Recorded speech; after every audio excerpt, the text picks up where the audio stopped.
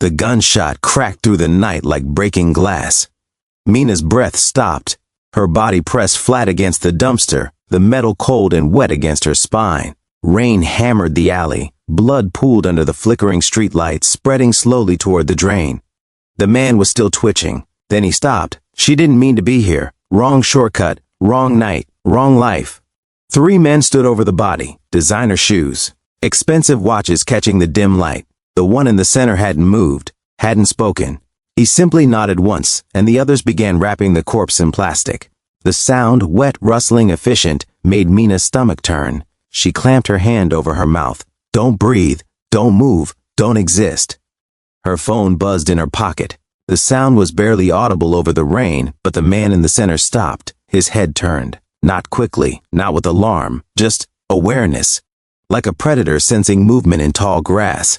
Mina's heart slammed against her ribs so hard she thought it might break through. She held her breath until her lungs burned. Seconds stretched into hours. Finally, he turned back to his men, said something in Korean she couldn't hear, and they dragged the body toward a black van. She waited. 5 minutes. 10. Until the van's taillights disappeared into the Seoul night. Until the alley was empty except for rain washing blood into the gutter.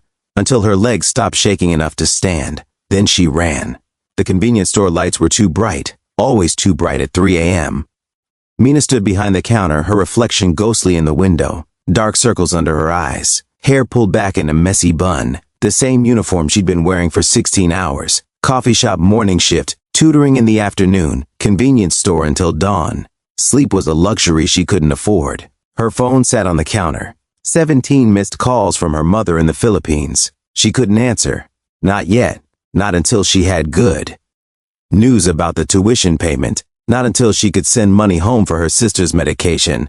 Not until she stopped seeing that man's body every time she closed her eyes. 3 days since the alley. 3 days of looking over her shoulder. 3 days of telling herself she was safe, she was nobody. They didn't see her. The door chimed. A customer, tall, expensive black coat despite the late spring warmth. He moved through the aisles slowly, deliberately, picking up a bottle of water. When he came to the counter, Mina kept her eyes down, scanning the item with practiced efficiency. 4,001. He placed a bill on the counter. Too much. She reached for change, but his hand was already there, covering hers. Not grabbing. Just there, warm, steady. Keep it. His voice was quiet, polite, educated. She looked up without thinking. Her blood turned to ice. It was him, the man from the center. The one who had turned his head when her phone buzzed. Except now, in the fluorescent light, she could see him clearly. Young, maybe early 30s. Sharp jaw, dark eyes that seemed to absorb light rather than reflect it. Handsome in a way that made people nervous. The kind of face you'd trust until you saw what was behind it. He was looking at her. Really looking. Not the way men usually looked at tired convenience store clerks. He was studying her. Reading her. "Thank you for your service," he said, taking the water. "You work very hard." It was a normal thing to say. Customers said things like that sometimes. But the way he said it, like he knew exactly how hard, exactly how many hours, exactly how desperate she was, made her skin crawl. He left without another word.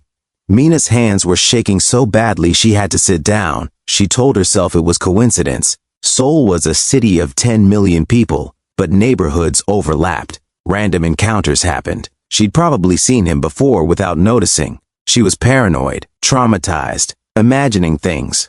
But the next night, he was in the coffee shop during her morning shift, sitting in the corner, reading a newspaper, ordering nothing. The night after, she saw his black car parked across from the tutoring academy, just sitting there, engine off. No one inside that she could see. On the 5th night, Mina changed her route home, took 3 different buses, walked through crowded areas, checked behind her every 30 seconds. Her tiny studio apartment was in Sinchon near the university. Cheap, old, but safe, anonymous. She locked the door, fastened the chain, checked the windows, collapsed on her sleeping mat with her clothes still on. Sleep came in fragments, dreams of blood and rain and turning heads. She woke at 4 a.m. to her phone buzzing. Unknown number. Her thumb hovered over the screen. "Don't answer. Block it. Ignore it." It buzzed again. She answered. Silence. Not empty silence. The kind with someone on the other end. Breathing. Waiting. "Hello." Her voice cracked. You dropped something, that same quiet voice from the convenience store. Polite, calm, in the alley. 5 nights ago. You should be more careful with your belongings. The line went dead. Mina's entire body went numb. She hadn't dropped anything. She'd been wearing her backpack. Everything was her student ID. It had been clipped to the outside pocket with her transit card. She checked now, gone. Must have fallen when she was pressed against the dumpster, when her phone buzzed, when she was trying not to die. He had her name, her university, her face, everything. She couldn't breathe, couldn't think, had to move, had to run, had to... A knock on the door, 3 measured taps. Not urgent, not aggressive, patient. Mina's apartment was on the 4th floor, no balcony, 1 exit. She was trapped. I know you're awake, Miss Mina Santos. His voice came through the door, barely louder than a whisper, but she heard every word. I'm not here to hurt you. I just want to talk. Lies. Everything was lies. Men like him didn't talk. They eliminated problems. And she was a problem. Please. So polite. So reasonable. I'd rather not damage your door. Your landlord would ask questions. You can't afford to move. How did he know that? How did he know anything? 30 seconds, Miss Santos. Then I stopped being polite. Mina's mind raced. Window, 4 floors, fatal drop, phone, cops wouldn't arrive in time, and what would she even say? Door, she could run past him maybe, if she was fast enough, if he wasn't expecting it, if she didn't freeze like she did in the alley. 20 seconds. Her hand reached for the chain. Survival instinct overriding logic. At least if she opened it, she'd see it coming. At least she wouldn't die confused. She opened the door. He stood in the hallway still wearing that expensive coat. No weapon visible, no threatening posture. He looked like a businessman making a late-night visit, except his eyes, those dark eyes that had turned in the rain, those eyes that had studied her in the convenience store. May I come in? No. Fair enough. He didn't seem offended. I'll be brief. You saw something you weren't supposed to see. You understand this creates a complication. I didn't see anything. The lie came automatically, uselessly. His expression didn't change. You saw a transaction being concluded, an unfortunate necessity. These things happen in my line of work. I won't say anything, I swear. I don't even know what I saw. I don't know who you are. I just want to... You want to finish your degree, he interrupted gently. Send money to your mother in Manila and your younger sister who has juvenile diabetes. You want to find a job that pays enough to stop working 3 shifts. You want to sleep more than 4 hours a night. You want a life that doesn't feel like drowning. Each word was a knife, each fact a violation. He knew everything. Had known from the beginning. How? I make it my business to understand problems before I solve them. He tilted his head slightly. You're a problem, Miss Santos.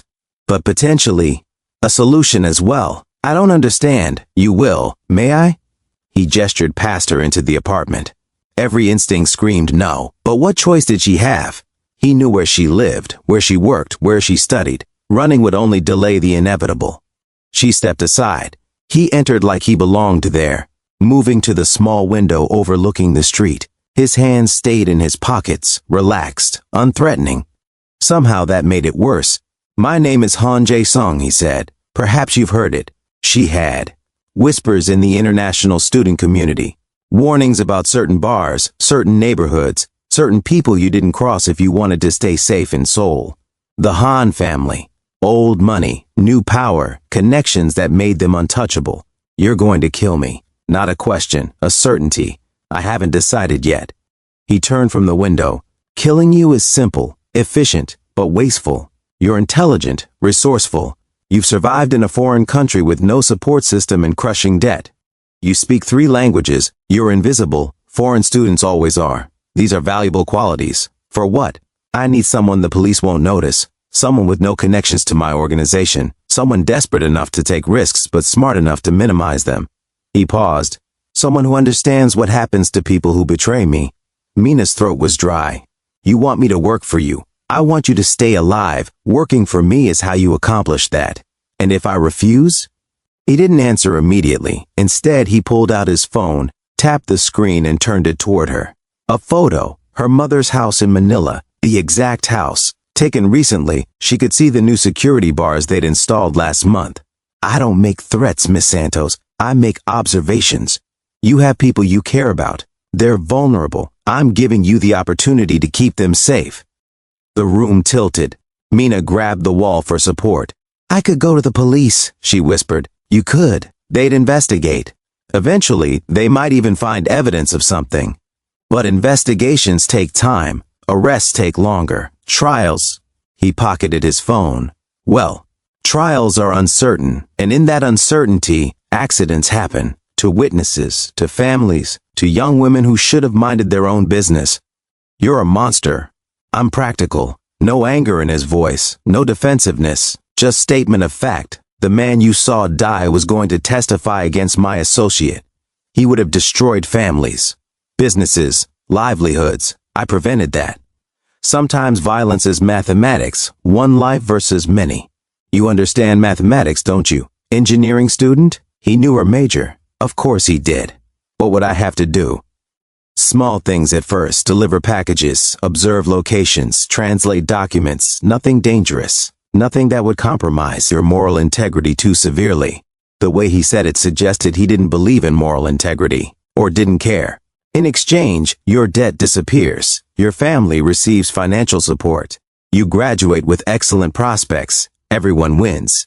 Except I'm a criminal, you're a survivor. There's a difference. Mina wanted to scream, to fight, to do anything except stand there accepting her fate. But what was the alternative? Death. Her family's death? Prison? Deportation? At least this way she'd be alive. Alive and owned, but alive. How do I know you won't kill me anyway? After I'm useful? You don't. His honesty was almost refreshing.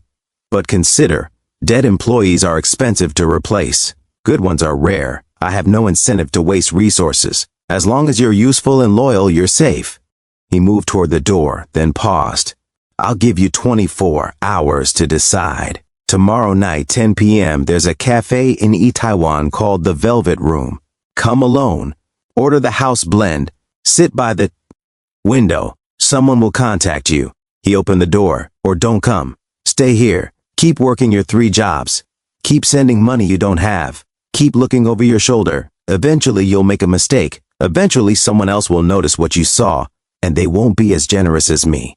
This isn't generosity. No, he agreed. It's business. And you're a very fortunate young woman, Miss Santos. Not everyone gets offered employment after witnessing a murder. He left. The door clicked shut. The chain hung useless against air. Mina slid to the floor. Her hands wouldn't stop shaking. Her mind raced through scenarios, escapes, possibilities. But every path led back to the same conclusion. She was caught, trapped, owned. Her phone buzzed. A message from an unknown number, a bank account screenshot, her tuition balance, 0, her student loan paid in full. Below it, a single line of text. Consider it a signing bonus. Welcome to the family.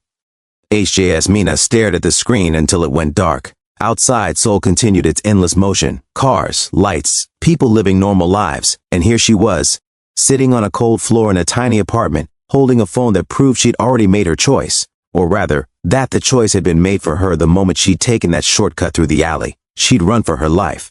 Now she'd lost it anyway. But somewhere in the numbness, underneath the fear and despair, a small voice whispered that at least she was still breathing.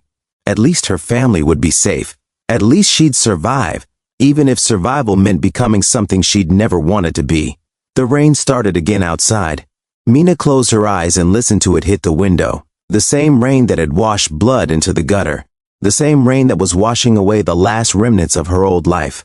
Tomorrow night she'd go to the Velvet Room. She'd order the house blend. She'd sit by the window, and she'd begin her new life in the darkness. Because Han Jae-sung had been right about one thing. She was a survivor. And survivors did whatever it took to keep surviving, even if it meant making a deal with the devil himself.